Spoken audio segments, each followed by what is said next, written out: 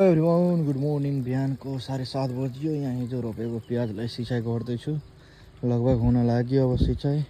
1 2 3 4 5वटा क्यारी रहेछ। अब हुनै लाग्यो लगभग फाइनल।